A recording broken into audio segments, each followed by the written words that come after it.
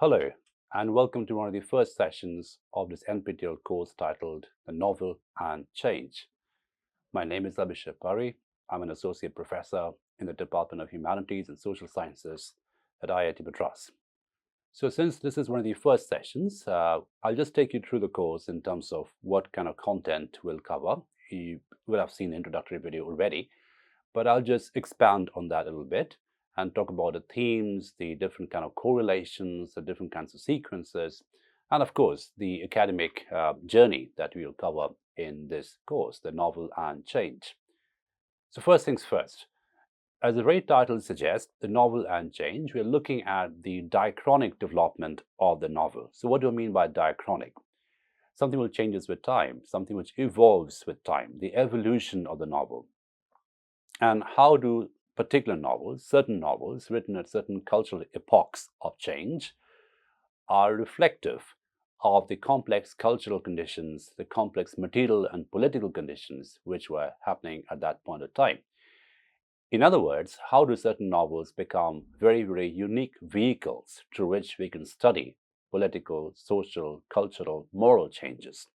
Hence the title, The Novel and Change. So we're looking at a sort of a dialogic, diachronic relationship between the novel as a literary form, as a literary genre, and of course, cultural conditions, cultural materiality, and political conditions. So, a very brief course description, if you will. So, this course aims to offer a theoretical and historical study of the novel and how that genre of literature corresponds to social and cultural changes. So, as you know, the novel as a literary medium, the novel as a literary genre, is largely considered to have evolved around the 18th century, which again becomes a very important political, cultural, social time for us to study why the novel becomes important then and why does a novel emerge as a literary condition, as a literary form of representation at that time. What were the material, cultural, political conditions which shaped the novel as a literary form? So, through a close reading of a selected text, I'll just take you through the selected primary texts in this course, the novels that we have chosen to study in close details in this course, and a study of his secondary references. So we'll also look at the scholarship around these novels, the literary canonical scholarship around these novels, again, with the aim to understand the correspondences between the literary medium and the social cultural condition. The course will underline and illustrate the relevance of the novel as reflective of social and cultural moods. Right? So, how does the novel become a very unique vehicle which reflects as well as refracts? And I use the word refract very carefully over here. I mean, some of you might be thinking of your class 7 science, where a light bends when it travels from one medium to another medium. So when you come from the medium of reality, the social cultural reality, and you enter the medium of fiction, a certain form of bending happens, right? And the fiction as a medium is that bending of reality through which reality can be stylized, reality can be reconstructed, and reality can be represented. But it's a very complex form of representation, which involves stylization. A novel has figurative, metaphorical tropes, as well as what we call defamiliarization, which is a concept that I'll keep using throughout this course. Defamiliarization. What is defamiliarization? We'll talk about it subsequently. But suffice it to say at this moment of time that a novel will be studied as a literary genre, which is reflective and as well as being refracting the social cultural moods, movements, tensions, and affirmations. So every culture, every cultural point will also have tensions and affirmations. So there'll be points of consolidation where different kinds of political movement, cultural movements, social movements, moral movements will be galvanized together.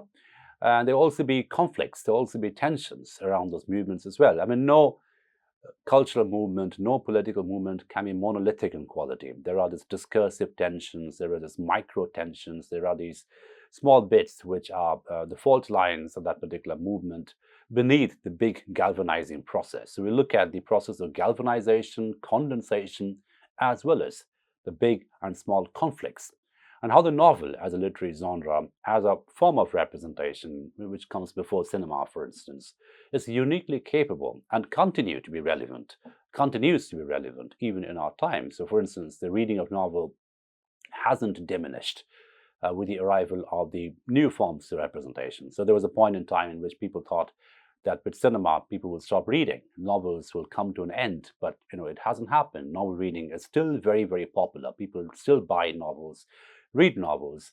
And from cinema, we moved on to television. From television, we moved on to different forms of entertainment, OTT, iPhones, different kinds of representation, which are getting more and more miniaturized in quality. But the novel still stays very, very relevant. And this course will also study the relevance of novel. Why is it still relevant as a literary form, as a form of cultural representation, really, not just literary? And I'll use that to sort of make a broader question, make a broader statement, make a broader dialogue in terms of asking how literature may be examined as a complex representation of collective and psychological conditions. Now, you'll notice the two words collective and psychological. Some of you would know that I also dabble in memory studies in IIT Madras. So we can already see the role of memory coming in. So how does, for instance, something like collective memory get encoded in a novel, right? How do psychological situations, private memory, autobiographical memory, episodic memory, contextual memory, how do these things enter the novel as forms of representation? And why is a novel still a very important form to study cultural movements, but also memory movements? Collective forms of memory, political memory, the unconscious of a certain point of time, the subliminal directions that a certain movement takes, and also very intense private psychological situations. For instance, you can think of something like the stream of consciousness technique, which is used by the novel, especially 20th century novels, use it rampantly to study the episodic, epiphanic conditions that characters go through. So the novel is deeply psychological, the novel is collective, the novel also represents collective moods and movements, which make it historical as well. At the same time, the novel is deeply personal. The reading of the novel is a personal activity. You're engaging with written words on a page. But at the same time, the novel is shareable. The novel is a story which can be shared, which can be circulated. So it does various complex things. And in this particular course, we will study the complex journeys and trajectories and diachronic diagrams, shall we say, that a novel can offer us. Moving on. These are the primary texts that we look at in this course. They are primary literary texts. So as you can see, there's a broad buffet of courses, starting from Robinson Crusoe by Daniel Defoe, one of the earliest novels written in English literature, really. And we'll talk about that in a bit in terms of how we're looking at Robinson Crusoe as a novel. Then we have Frankenstein by Mary Shelley, written around the 19th century, again, looking at some very complex movements in feminism, biology, and the understanding of the body and its relationship with the emerging sciences, shall we say. Then Great Expectations by Charles Dickens, which is a novel about imperialism, guilt, masculinity, the entire ontology, shall we say, of the gentleman in 19th century in Britain around the time. Then moving on to Heart of Darkness by Joseph Conrad, which may be read, may be examined as a novel which talks about the fault lines of imperialism, which de-glamorizes the empire and makes it some kind of an inglorious exercise or activity that one should be ashamed of. And both Heart of Darkness and Great Expectations really look at shame as a very, very interesting and very complex sentiment, shame as a personal as well as a political sentiment in some form, because it's formed by the politics, shaped by the politics around that time.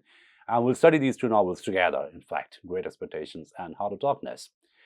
We have The Guide by R.K. Narayan, which is one of the finest novels written in my mind in India in English, which talks about, again, massive cultural changes happening in post-independent India, and the rise of the woman, the rise of a new kind of working class, and how that brings about some reconfigurations in social and moral mores in India at that time. Things Fall Apart by Chinua Achebe, again, is a very, very important novel about the arrival of the empire, arrival of imperialism, and the damage it causes, the destruction it causes psychologically as well as culturally, something which we will also look at when we read the novel Nervous Conditions.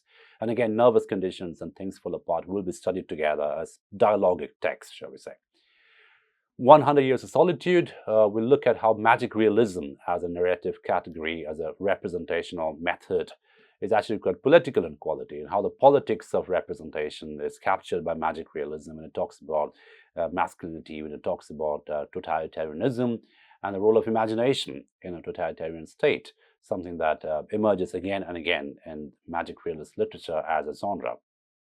And we will end the course, the final primary text in this course will be Jhumpa Lahiri's The Lowland, which is again a novel about political change, violent political change, and the repercussions and the ripples it causes long after the political movement is over. So as you can see, each of the novels from Robinson Crusoe right down to Lowland, they look at the relationship between imagination, fiction, storytelling, and historical, material, political changes. So that hence the title Novel and Change. It looks at the movement that is captured by the novel, the mobility, the social, cultural, moral mobility that is captured by the novel in the form of fiction, and how the written word on a page, the story on a page, continues to attract, fascinate, haunt us, even after you put the book down. So we'll also spend some time looking at the affective quality of the novel, the political quality, the cultural quality, as well as the affective quality. Hence, we're reading a novel, not a historical, cultural document. We're reading a fiction. So what is it about fiction? What is it about the novel, the affective dimension of the novel, which makes it so alluring, which makes it so relevant even today in an age of OTT and artificial intelligence? So the first week, so I'll just go through the journey a little bit in terms of the kind of things we'll cover, temporarily in terms of sequence. The week one will be spent looking at Robinson Crusoe and the theme, the overarching theme we'll look at while reading this novel. Of course, we'll study other things as well, but this will be the main pillar, the main lens we will espouse while looking at Robinson Crusoe, which is rise of white supremacy and territorialization. So look at territory as a political category. So to territorialize something, to take over something. And in many ways, Robinson Crusoe may be read, several scholars have read already, as one of the first works in fiction which talks about territorialization, the white man going over and taking over an island, not just physically, but also culturally, linguistically, and imposing, transplanting, and bringing together, bringing forth a new form of civilization, but also erasing away the earlier versions of that. And that's something which can be seen as a template that was historically used and recycled in several cultural contexts. That's the lens we look at while we read Robinson Crusoe. And to just sort of back it up, corroborate it theoretically, we'll look at the rise of a novel in the 18th century. So what is it about the 18th century which makes it amenable to the rise of the novel? What were the material cultural conditions which made the novel a rising genre around that time? The episodic quality of the novel, the open-ended quality of the novel, and how does it depart from, let's say, something like the epic, right? How does the novel as a genre offer a more secular version, a more profane version, shall we say, of the epic, and in terms of bringing in human beings as characters, flawed human beings, of who make mistakes, who are grey in character, moving away from the binary of black and white and moving into a territory of greyness, a territory of ambivalence, a territory of liminality, where there's no moral right or wrong, but rather we're looking at greyness as a cultural condition, as a psychological condition, and how we judge characters, using that kind of a ambivalent prism. So 18th century we looked at historically as well as culturally as an interesting time, an interesting material condition, which was quite amenable to the rise of the novel. Now, week 3 will be spent looking at Frankenstein by Mary Shelley. And again, we'll look at the feminist revisions that the novel offers and how the novel offers a scathing critique of certain forms of science which are quite masculinist in quality, quite patriarchal in quality, which tries to do away with the role of the woman, the biological agency of the woman, so to speak, and instead tries to promote a certain kind of a male vision of procreation, a male vision of regeneration, which obviously ends with a disaster. And the disaster that Frankenstein is about, the biological, the bio-capital disaster that a novel dramatizes, will be seen as a method through which this kind of a male vision of progeny and procreation is critiqued, right? And again, we're looking at it not just as a literary text, but also as some kind of a cultural representation. In what way is Frankenstein a very interesting representation of the gender politics around that time? which also talk about the role of agency, the role of ownership on the body, the ownership about the capital, ownership about the biological capital, ownership about knowledge, and all these things will come into play when you read the novel in some details. So again, week 4, as you can see, so each week corresponds to a text followed by the cultural context, which is dialoguing with that literary text. So week 4 would be about the 19th century society and its changes. So again, the political changes. We can talk about the sort of kind of role the woman had in society at that time, the changing role of the woman, the changing location of the woman, and how that is reflected in that novel, and how the male desire for control, coercion, and territorialization, something we have seen already in a more political context in Frankenstein, gets played out again in a more biological context in Mary Shelley's novel. And we'll look at it in close correspondence with the cultural changes, the cultural coordinates that a novel sort of draws on or is plucked into, shall we say, which is why we'll read the 19th century society and its changes in correspondence with this novel, Frankenstein. Week 5 will be looking at Heart of Darkness and Great Expectations. So again, as I said, these two novels can be seen dialoguing with each other because in many ways they're quite similar as well as being dissimilar. So both novels are about the role of the empire, but interestingly, they are a very inglorious representation of the empire in many ways. So there's criminality in Great Expectations, there is guilt in Heart of Darkness, there's brutality in Heart of Darkness. There is this very, very spectral, shadowy quality about the empire, which is seen as some kind of a haunting presence, which haunts the characters psychologically, which affects their growth, which affects their well-being in many ways. So there is this materialistic expansion which happens with the imperialism. At the same time, there is this crippling guilt, there is this paralysis, the moral paralysis, which the empire causes. And how both these novels, Heart of Darkness and Great Expectation, may be read as a really interesting representation, literary representation of imperialism and moral panic. So what were the moral panics, the moral anxieties, which were created by the otherwise glamorous, expansionist version of the empire?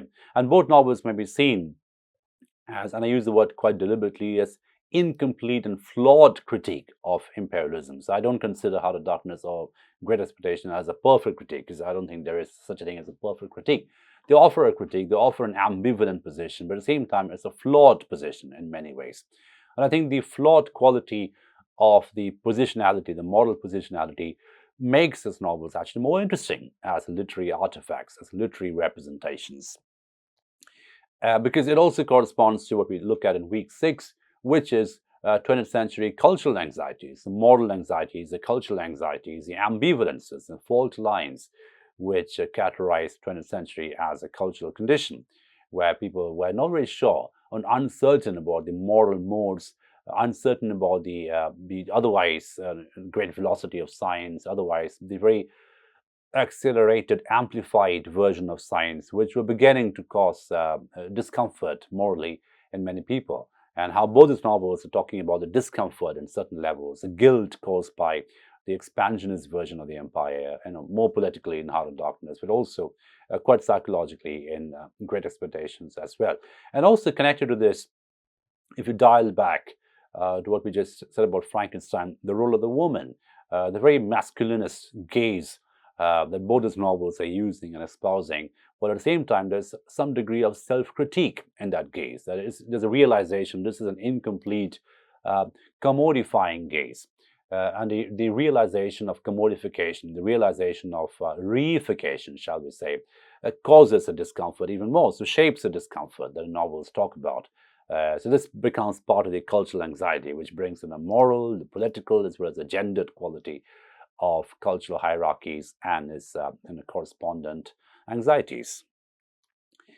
Week 7 will be spent looking at Arkin Narayan's The Guide, and especially in the way in which it corresponds to the gender roles in a changing India. So as I mentioned a little bit earlier, there is a novel which talks about the post-independent India, where there's this rising middle class, and it is trying to move away from the erstwhile feudal vision of society into a more capitalist vision, which commodifies talent very quickly, which markets talent very quickly. And what does it do in a level of agency, at a level of emancipation of certain human subjects, women and other subjects who were not privileged before this social mobility took place.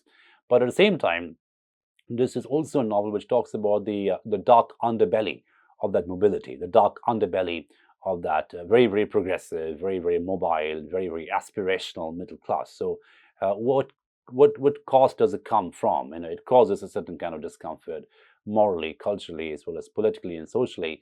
So it comes at a certain cost, and we'll also look at the cost that humans have to pay, the subjects have to pay, in order to stay aspirational, stay sort of recreative in many ways. And this sort of the transition from leisure to the capital, the transition from aspiration to commodity, is something which the guy talks about. And again, it's a very grey novel.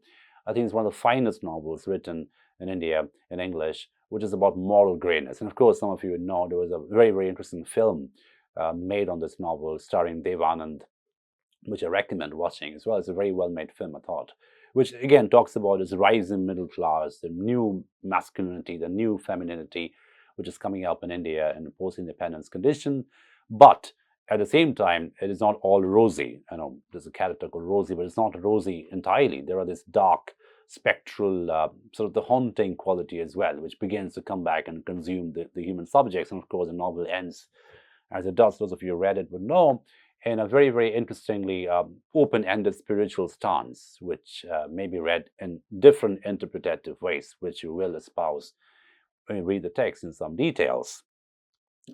Week 8, of course, will be spent looking at the cultural social conditions, the Indian social changes, and the novel in the early 20th century. So again, as you can see, there's this very dialogic relationship the novel has at that time with the social, cultural, political changes which were happening around that time in India. And that correspondence will be captured and calibrated in certain ways in this particular week.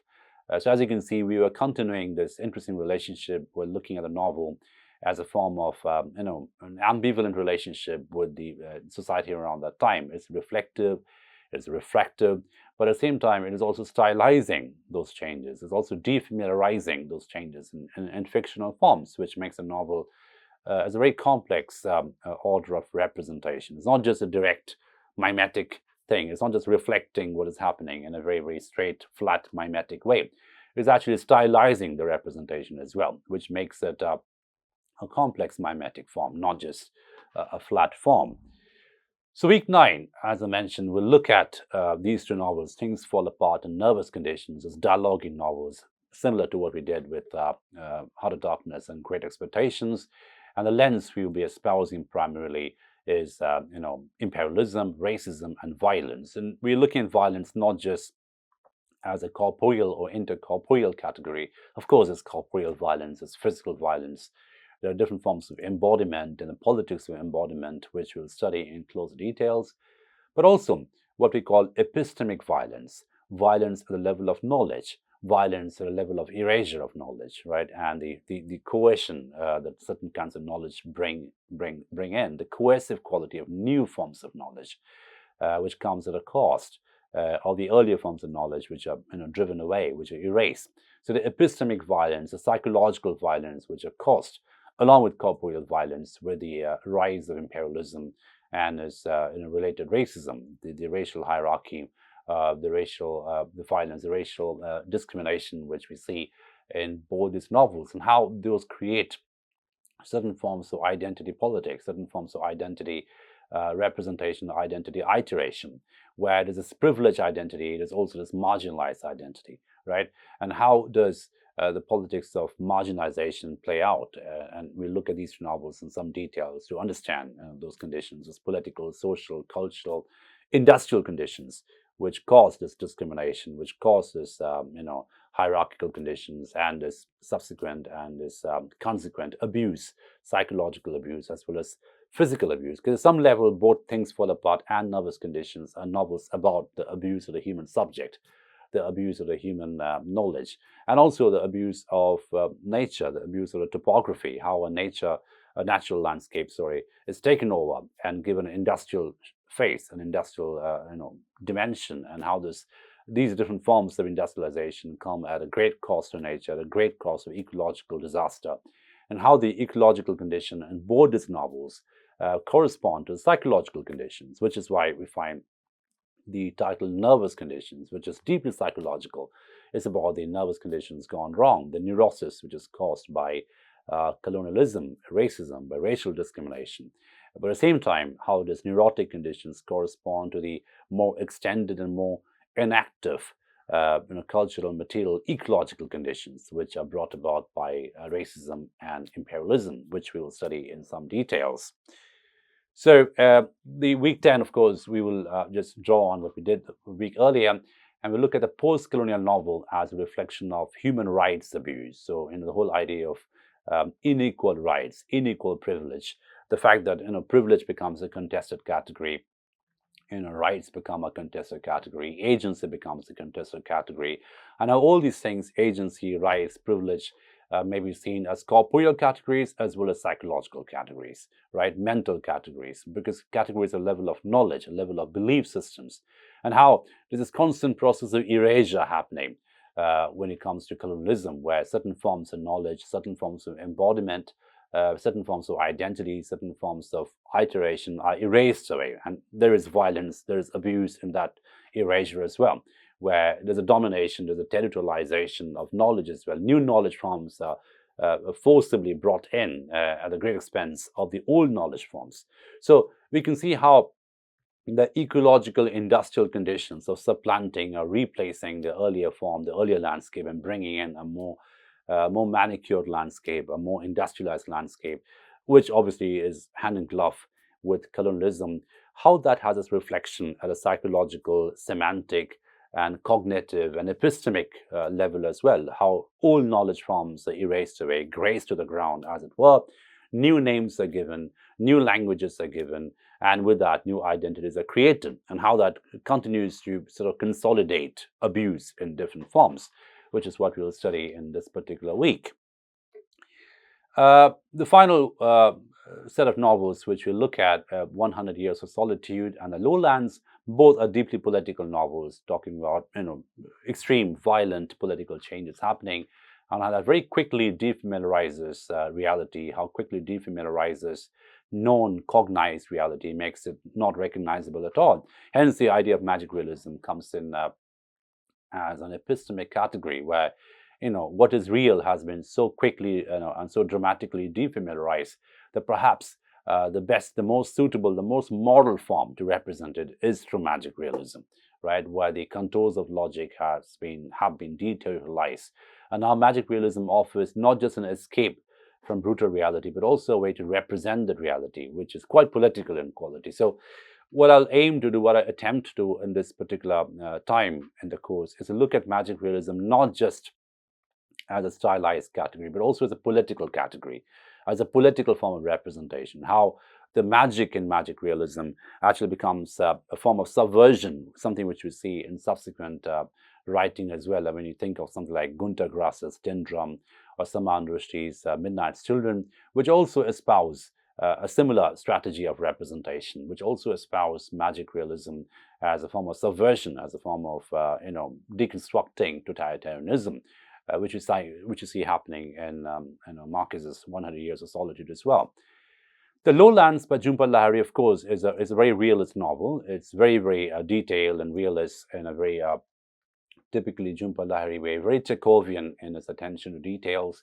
But at the same time, the realism in Lowlands is deeply political, because it's talking about the material conditions of the big political movement at that time, and particularly in Bengal, but also in other parts of India, the big left, ultra extreme left movements, which cause a lot of damage, a lot of psychological, political movements and upheavals in different parts of India, and the psychological conditions, the psychological replications and ripples which that movement causes in a very intergenerational kind of a way. So again, we're looking at memory as a very interesting category over here. Both these novels, in fact, all the novels we look at memory, examine memory very, very complexly. Memory both as a corporeal category in terms of what the body remembers, what the subject remembers, memory as a personal category, as a personal form of reconstruction, but also memory as a collective reconstruction, as a collective category through which different forms of knowledge are represented, consolidated, retained, as well as protected, right? And how this constant tension between what the body remembers and what the state remembers, what the subject remembers and what the collective remembers, that tension can sometimes create some interesting fault lines of knowledge, fault lines of memory, fault lines of iteration and identity formation, which is where the novel comes in. Because if you look at the novel as a literary category, it is constantly inhabiting two different dimensions. One is a deep psychological dimension, which is sort of very inward looking, the interiorized quality of the novel, which is probing into the consciousness, probing into the psyche of the subject. But at the same time, the novel also has a more overarching temporal dimension as well, which is looking at the social, political, cultural conditions. So there are these intersectional quality, the intersectional axis, shall we say, about the novel, which is psychological, deep, interiorized, inward looking, but at the same time, it is extended, inactive, and also quite social and distributive in qualities. And that intersection is exactly what makes a novel so complex as a form of representation, which is why I believe that it is so amenable to study political changes. So these two novels, 100 Years of Solitude and The Lowlands, will be seen as forms of representation which look at political desire and destruction. Desire and destruction should not be seen as ontological opposites of each other, but as connected categories. So what is desired is also destroyed, and vice versa, and how the novel is able to accommodate, shall we say, this ambivalence, accommodate and articulate this ambivalence rather than keeping those as binary categories. In fact, throughout the course, we'll find out how the novel is uniquely suited to create a deconstruction, to create ambivalence, to accommodate ambivalence rather than looking at dualistic categories as oppositional categories, but rather they're offering a more connected, a more interconnected, more intersectional vision of recognizable reality.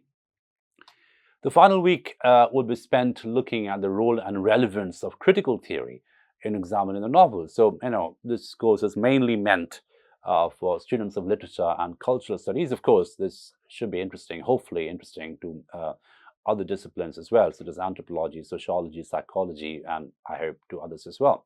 But I think it's important for us to locate it in the end, at least, in terms of how it corresponds or is dialogic with the critical theory, the different strands of critical theory, whether it's gender studies, whether it's subaltern studies, whether it's post-structuralism, studies in psychology, thing theory, memory studies. So all these different strands of theory will come in together.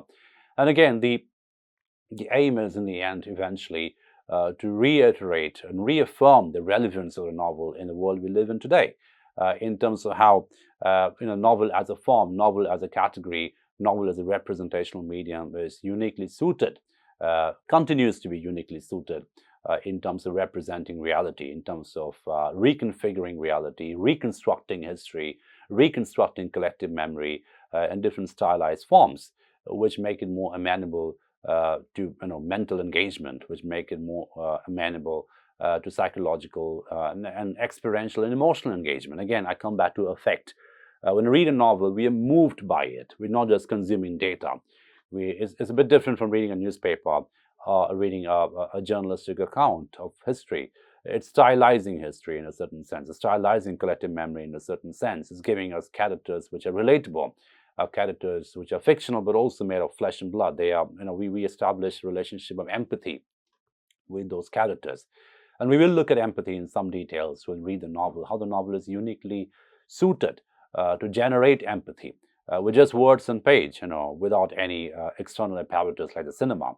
I mean, it's sort of easy to understand how cinema will, create empathy through its massive industrial apparatus. But the novel is just words and page, and still, it makes us weep for certain characters. It makes us root for certain characters. It makes us loathe certain characters purely through reconfiguration and representation of words and page, moving words and page.